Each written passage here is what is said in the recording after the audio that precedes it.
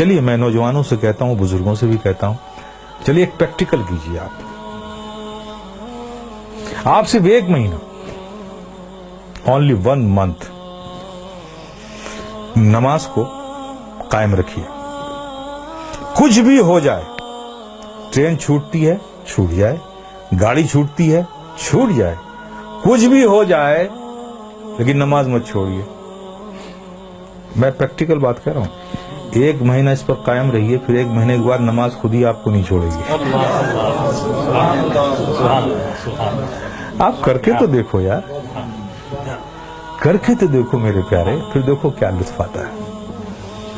آج تمہیں سایہ بھی ڈرا رہا ہے نا، سایہ سے بھی ڈر لگ رہا ہے نا، نماز کو اپنے سینے سے لگا دو. خدا کی قسم ظلم و تشدد کی کیسی ہوئی آندھیاں بھی چلیں گی نا، اس سے بھی خوف نہیں آئے گا تمہیں. جو بندہ 5 وقت اپنے رب کی بارگاہ میں حاضر رہتا ہو. ارے بھائی، ایک آدمی ہے جو منسٹر کی آفس میں کام کرتا ہے، اور دوسرا آدمی جو آفس میں کام نہیں کرتا لیکن 3 بار پرائم منسٹر کے پاس جاتا ہے. تو دیکھیے کیسے سینے چوڑے کر کے چلتا ہے وہ. اس کا آنا جانا پی ایم کے ہوا آفس میں ہے. دیکھیے اس سے لوگ ملتے، ارے صاحب یہ پی ایم کے یہاں، اس سے پی ایم سے تعلقات ہیں، پی ایم کے یہاں آ جاتا ہے، ہمارے پریزیڈنٹ سے اس کے تعلق. دیکھیے کتنا بے خوف گھومتا ہے اس ملک میں. اور تم، اللہ نے کتنا فضل فرمایا کہ 5 وقت تمہیں یہ سعادت نصیب کرتا ہے. میرے بندو آؤ میری بارگاہ میں، جب تم کھڑے ہوتے ہو تو میں تمہیں دیکھتا ہوں، تمہاری عبادت. اور ایسی حالت میں کھڑے ہوتے ہو، ایسی حالت میں کھڑے ہوتے ہو، چونکہ میں دیکھوں گا نا تو میں جسے دیکھوں اس کی حالت بھی تو ویسی ہو.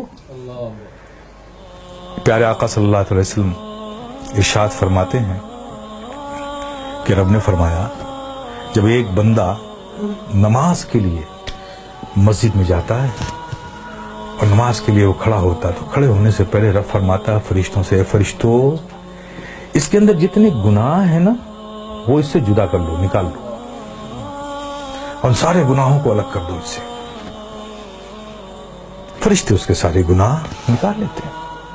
اب بتائیے سارے گناہ نکل گئے اور آپ نماز میں کھڑے ہو گئے، اللہ اکبر، اور رب کی توجہ آپ پر، رب آپ کو دیکھ رہا ہے، آپ اس کی عبادت میں کھڑے، گناہوں سے خالی ہو گئے. آپ سوچئے اب نماز ادا کر رہے ہیں صدق دل سے، میاں انہماک کے ساتھ، رب کے ذکر میں، اس کی یادوں میں مستغرق ہو کے آپ جو بھی دعا مانگو، گناہ الگ کر لیے گئے، عبادت میں ہو، رب کی بارگاہ میں ہو، دعا قبول نہ ہو.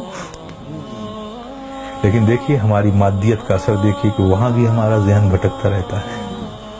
آپ سمجھ رہے ہو نا.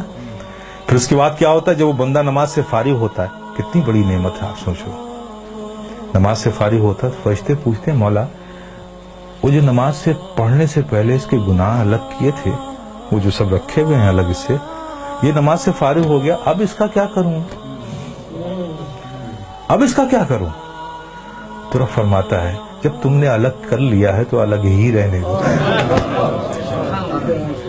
آئے ہے کتنی بڑی نعمت سے ہم محروم ہو رہے ہیں خدا کی قسم ہیں.